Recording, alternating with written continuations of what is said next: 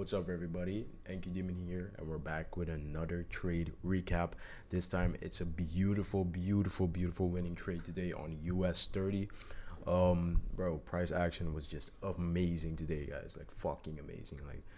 Like I haven't seen this clean price action in so long on both pairs. Like on a no news, random ass no news Monday in fucking December, bro. Like, oh, I'm swearing already. Fuck. Oh shit. Oh fuck.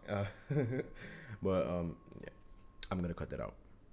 So yeah, just on a random no news Monday, bro. We get the cleanest price action I've seen in so long, bro.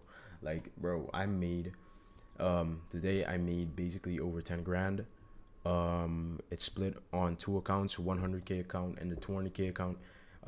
If you guys want to see like the MetaTrader, I'm gonna put a screenshot of the 100k account, and then the 200k account is that times two, and then if you add it up, it's supposed to be, I think, more than 10 grand. So today was a really nice day. Again, like I said, clean price action, bro. Wow, bro. Like honestly, I wish I took these shorts on NQ.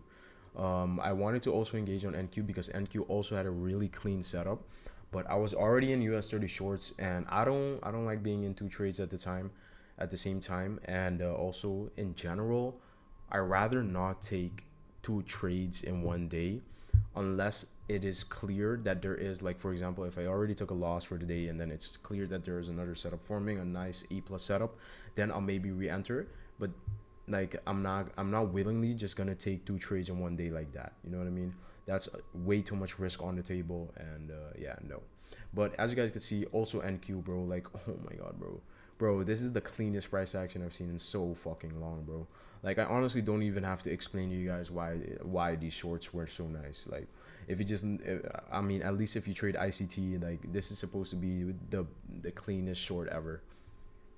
So yeah, bro, like I'm gonna get into explanation. This is probably not even gonna be a long video because it's so straightforward and so simple. So yeah, like wait, let me remove all of these things from last week.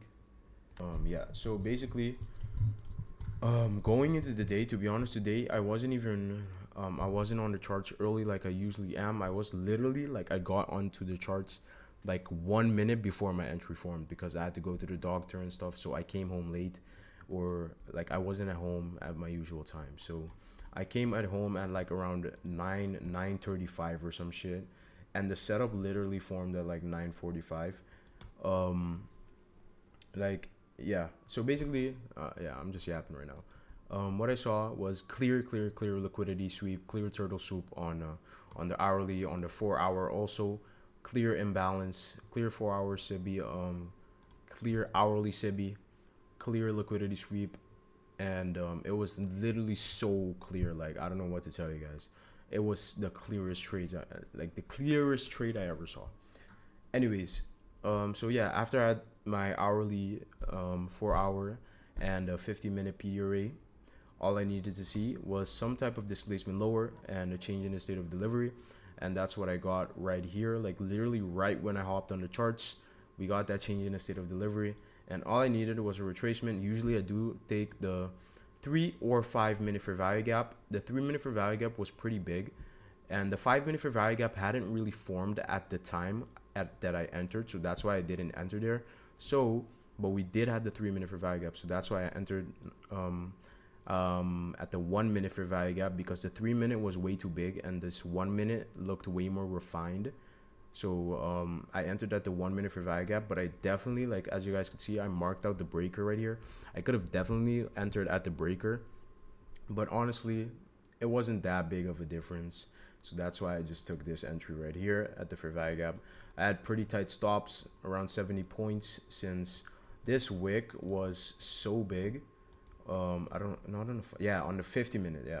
This wick on the 50 minute was so big, and usually in these type of scenarios, we don't fill in this wick all the way.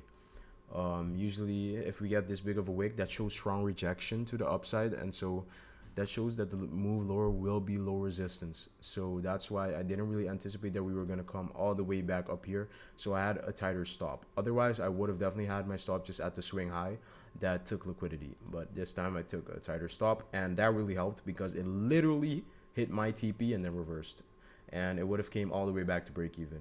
So that worked out really well in my favor. That is definitely a little bit lucky, but yeah, it is what it is. It's part of trading. Sometimes you do get a little bit of luck sometimes.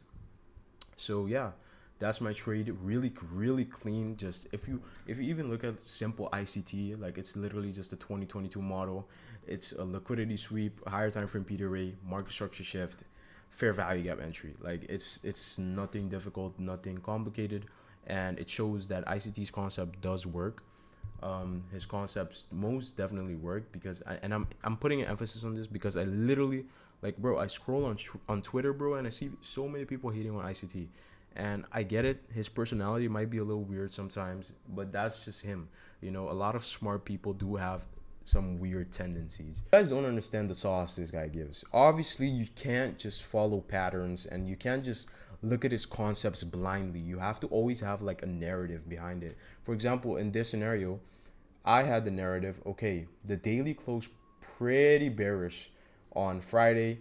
We had this previous week high got swept, and we had this weekly fair value gap that just got made. So my narrative, my higher time frame narrative already was, okay, there's a really high chance we're gonna dig into this fair value gap this upcoming week. So that already was my higher time frame narrative. I already had a higher time frame bearish narrative, and then I didn't really look at the daily, but the daily also had a really, really nice close below this previous day low, and so that's already telling me we are a little bit more on the bearish side.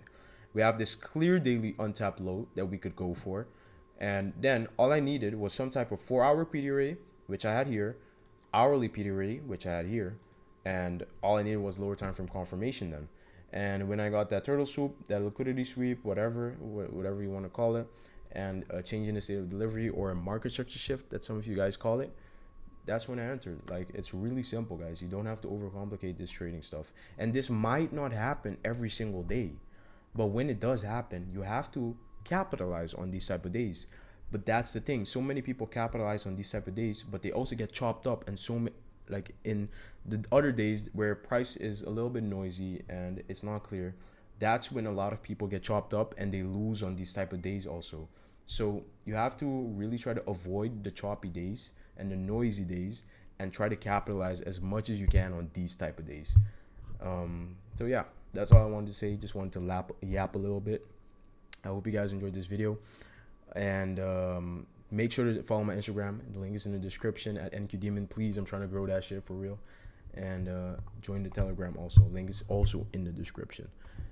If you guys have any like questions or whatever more on my trading strategy, stay tuned. I'm gonna post a trading strategy video, like a really, not really in depth, but like a good video where I'm gonna show you guys like exactly how I trade and stuff. And yeah, hope you guys enjoyed the video, and take care.